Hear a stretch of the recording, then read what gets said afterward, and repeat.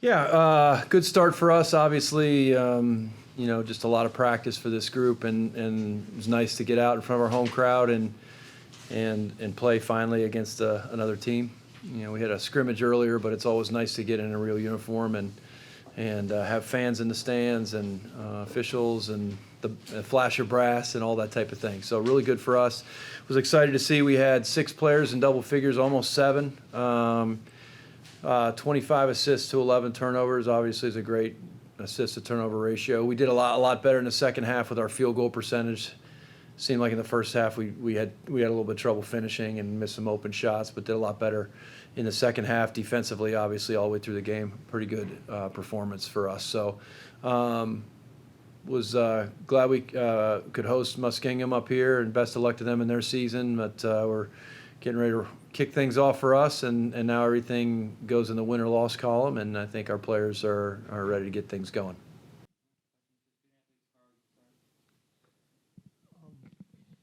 Both of you, where do you think you stand now as a player from the beginning of summer to now?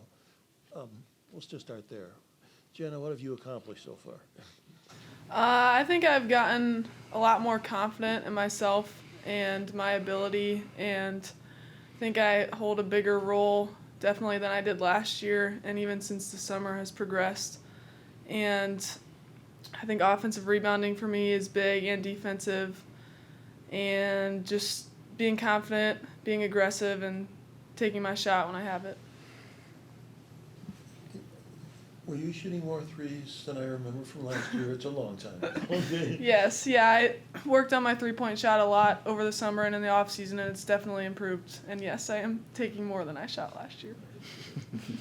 Jenna, what's college basketball like? It's definitely a lot more fast-paced. I definitely have to kick out more and get more comfortable with looking opposite and finding the open man.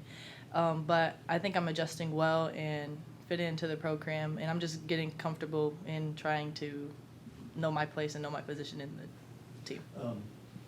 What have you been working on anything special since you've got to Kent, and how's that going? For me, I think I've just been mainly working on defense and trying to understand where to be on the floor. That's definitely something I needed to work on, so I've definitely just been trying to buy into finding where to be on the floor and playing solid defense. You were always the rebounder on the floor in high school, and that's going to be different, isn't it? Yes.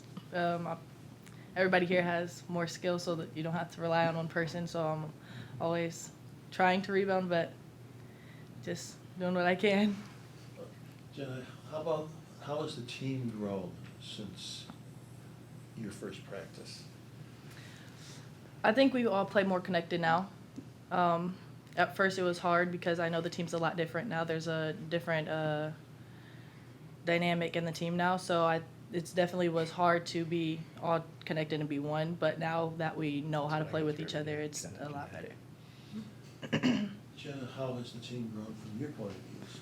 I think we've all just gotten a lot more comfortable with each other and confident in each other, and we're hitting the open man, and we just know each other's role more, and it's like if a shooter takes an open shot, we know it's going in if it's a certain person, and we've just learned a lot more about each other and each other's game, and we're just working a lot, we're meshing better together now than we were at the beginning.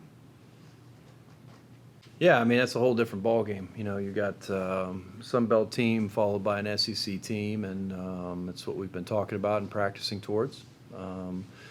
Our goal is to go down there and play really good basketball for early November, and get off to a good start. So that's our focus right now. It's a long season. So if we play well, then that's a great thing. If we don't play well, we have things to work on. So we're just kind of taking it in stride. We're really trying to charge this team with taking every game as a single game and not look forward. So our first game is against Louisiana, and we need to focus on that. We know we have a big opponent after that, but that'll happen when we get to it. So that's our focus. Yes, that's kind of was our design, is to try and do that in one trip. And it worked out for us to play our Sun Belt game down there, and the scheduling people kind of was good to us. It was good for us to be able to get those two proximity games, to do it in one trip, which is nice. So we're going to be on the road a lot in November. How did you come up with the number one seed in the country? By making a phone call. That's really all it takes? Well, I mean, we're active this time of year, we're looking for stuff for next year. We already have 2 Power 5 schools scheduled for next year already. I mean, you're always looking ahead a year or two in advance, and I'm always talking to coaches, trying to put together a schedule. Scheduling's not a science; it's an art. And you have to really try and do a good job of projecting where your team might be and schedule appropriately. We've always scheduled tough non-conference, and I like doing that. But we had talked with LSU about playing before they won the national championship, so it just kind of happened that way. And obviously, I think it's a great thing for our program, but they're very, very good. Where do you think your team is? I like, and I think this gets lost on a lot of people. We lost 4 of our top 6 scorers from last year, right? So losing 4 of our top 6 scorers, having 5 new players that are all contributing, how the team is meshed and that type of thing, and how much stuff. I think we're in a pretty good spot. This team definitely has a few more gears, and we've got to be able to continue to progress as we go through the season. But I like what I'm seeing early. Anything else, Dan? You seem to really want to push the pace a lot. Is that something you plan on doing throughout the season? I think we always want to play in transition. I think a lot of times, coaches say we want to play fast.